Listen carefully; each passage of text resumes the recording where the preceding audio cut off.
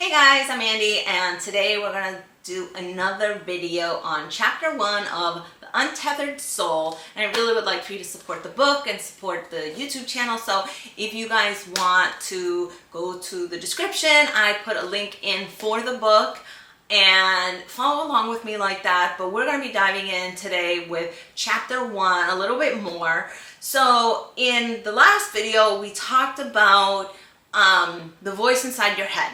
That's chapter 1, right? That's what it's called, the voice inside your head. Yes.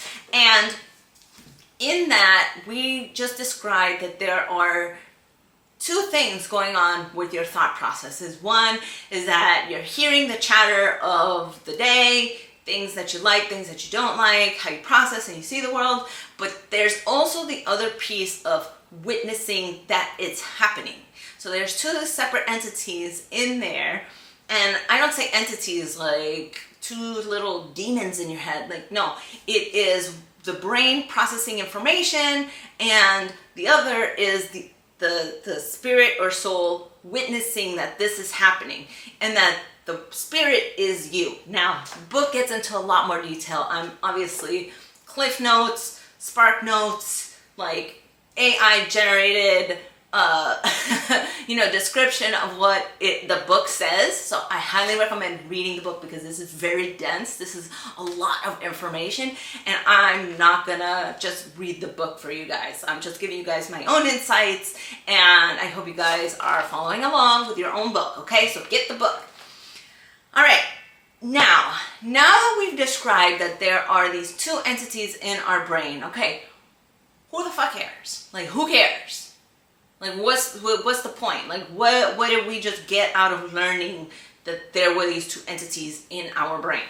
Well, here's a little snippet from the book. It says, what you'll see if you study this carefully is that the narration makes you feel more comfortable with the world around you. Like backseat driving, it makes you feel as though things are more in your control. You actually feel like you have some relationship with them. A tree is no longer just a tree in the world that has nothing to do with you. It is a tree that you saw, labeled and judged. By verbalizing it mentally, you brought that initial direct experience of the world into the realm of your thoughts. There it becomes integrated with your other thoughts, such as those making up your value system and historical experiences.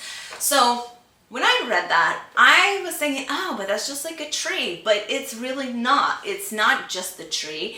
It's the stuff that we do. It's the people we meet. It's the flowers I buy myself at the supermarket. It's the food I buy at the supermarket. It's the gym I go to. It's the people I interact with. Every single thing that I see and interact with creates a story in my brain. And the brain just never shuts the F up. It doesn't. And it creates a safe space for me. Like, I know this is my spot on the couch. Like Sheldon Cooper from The Big Bang Theory. That's my spot.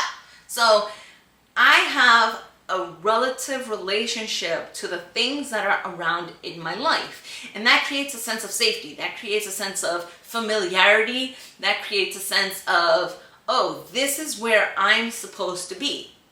Now, you might think, oh yeah, that's just a tree, but if I saw a particular type of tree, like let's say you saw a palm tree while you're in the middle of Alaska, you would be like, what the hell is going on? That's not normal. You would create something in your head that would create a story. Now, that same palm tree in Florida, it's a sense of familiarity. It's like, yes, this is normal. This is how it's supposed to be. And so your brain is like focused on being in a familiar setting, is focused on being comfortable. It's focused on trying to make sense of the world around you. So yes, you have the brain chatter, and then you're witnessing the brain chatter, but the brain chatter is not the thing that's making you comfortable. Your brain chatter isn't the thing. It's trying to make sense of everything, but when it doesn't, it automatically wants to make you feel uncomfortable. Like, it is scanning everything for something to feel uncomfortable about. Okay, like just like the palm tree in Alaska, you were like, you couldn't just walk by it without noticing it and being like, what the hell is that doing here? Like if you one day just saw like a dog in your house, you'd be like, what the hell is this dog doing in my house? It is scanning for things that do not make sense so that it can fixate on that. Now, in the next video, we're going to talk more about like all of that, but I just wanted to make the distinction that not only is there the two entities, but what those roles are. First role is to scan and see when things don't make sense and start to create stories about it. But the other, the thing that's witnessing, the thing that's listening, is really where the peace comes from. And so we're going to talk about that in a little bit because I want this to just be on its own. I thought that was so important to be able to just see that my default, my own personal default, is to find what's wrong with things, is to be like, hey, that doesn't go there, that light shouldn't be on, that should not be happening, why are they parking in my spot, why is that happening, why are they doing this, how come they're doing that? Because I'm more concerned about my comfort and my place in the world rather than allowing the unfolding of the world to happen naturally. And it's crazy because the brain never shuts up because the world is ever changing. It's always evolving. There's always something happening. People come in and out of your life all the fucking time. And the best part about it is that even just look at your life a week ago. It was different than it is today. A month ago, different. A year ago, different. 2 years ago, different. 10 years ago, so different. So you know that things are going to be changing next week, next month, next year, 10 years, 20 years from now. You know it's going to be different. But that part of your brain that is doing all the chatter is trying to keep it so that it is exactly the same as this moment right now.